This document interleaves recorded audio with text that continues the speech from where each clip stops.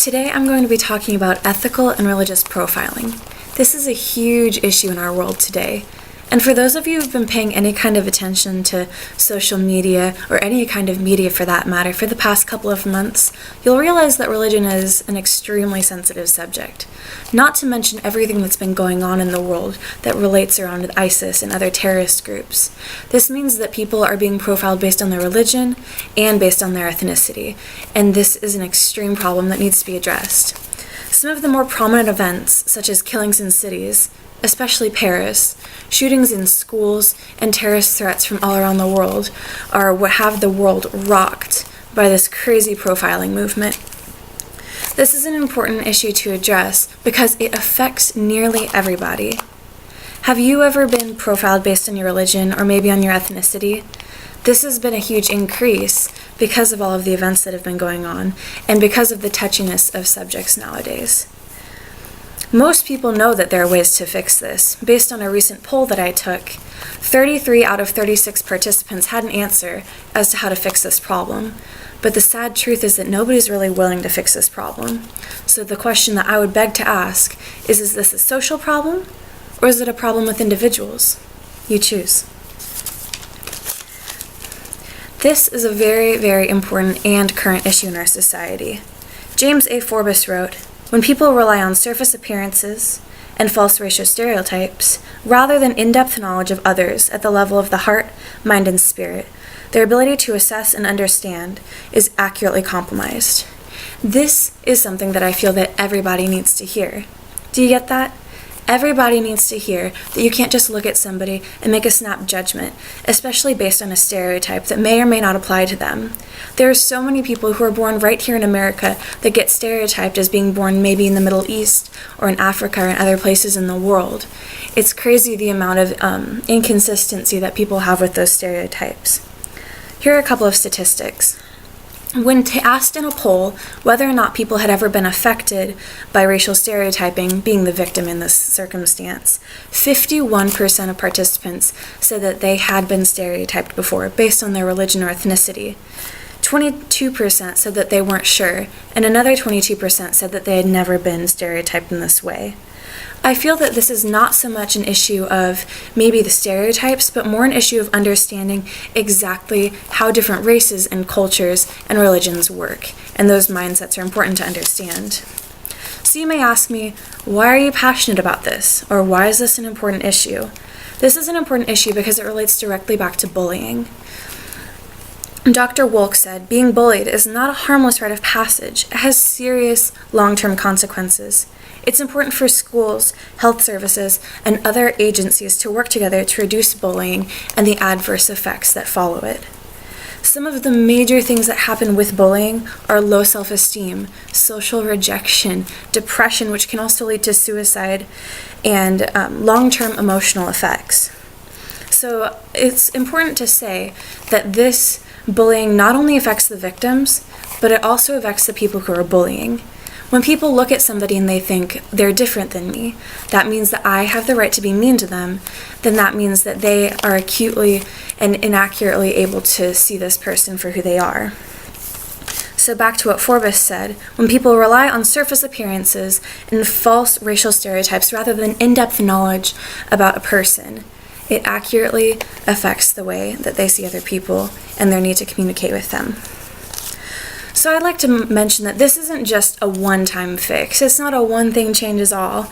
It's really important that we are able to focus on the fact that in our minds, maybe not consciously, but subconsciously, we are always judging people. This is because of survival of the fittest. As humans, we are meant to see a situation and judge it based on everything that we see. But this is very harmful, and it's not so much survival to the fittest to the extent that we've taken it. When we look at people and we judge them based on what we've seen other people like them do, we're not taking into account that they are an individual person and that they're not like the other people who are like them. Judgment can be a form of survival, but to what extent? Not much. So fix number 1, to be aware of when you're judging. If we can look at a social situation and notice in our minds when we walk into a room and we automatically scan and we start judging people based on what they look like, then we can stop, take a minute and reflect, and then come back into the situation feeling like we don't have the need to be wary of the other people who are around us. And fix number 2, educate yourself on what other cultures are like and what other religions believe. Maybe just because somebody doesn't believe the same thing that you do, it doesn't mean that they're out to get you. It just means that you disagree. And disagreeing is okay. It makes the world go round and it makes life more interesting. Some common stereotypes that people joke about and that people use to judge other people, for instance, are Christians. They tend to be sour and they tend to be baptized in pickle juice, as my pastor says.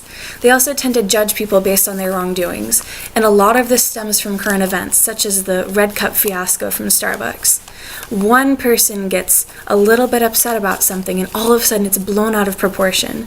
I think it's important for people to realize that just because one person does something doesn't mean that everybody else in association with that religion does it. Also, people who are Muslim or of Middle Eastern descent, they are often viewed as terrorists just because of groups that are of the same race as them. This is very, very harmful because nobody has any control over what they look like or where they come from. Therefore, you saying that because they are from somewhere means that they're going to do something bad. That's a terrible thing to be putting in somebody's mind. So a lot of stereotypes tend to be joked about, like white girl stereotypes and things like that society likes to laugh about. They can be funny, but there are also some very real and very hurtful stereotypes that people like to focus on.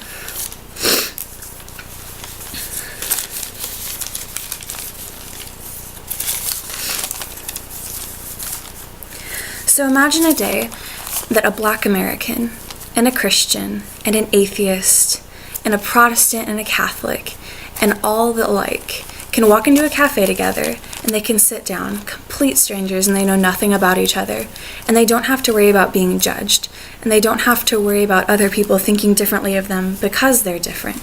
They can sit down and have a civil conversation and get to know each other as people. Imagine a day where countries would be able to be in peace with each other because they settle their differences over speaking instead of over snap judgments. Imagine a place where refugees can be taken in, and imagine a place where people don't have to be afraid of differences. That's the kind of world that I want to live in. So the action that I would suggest for all of us to be able to have this change is a collective effort and dedication towards the education of different cultures and different religions. That way we can understand everybody more effectively. And also just loving people and being aware of the fact that just because they're different doesn't mean that you have to judge them. We can change the way that we understand people by doing these certain things.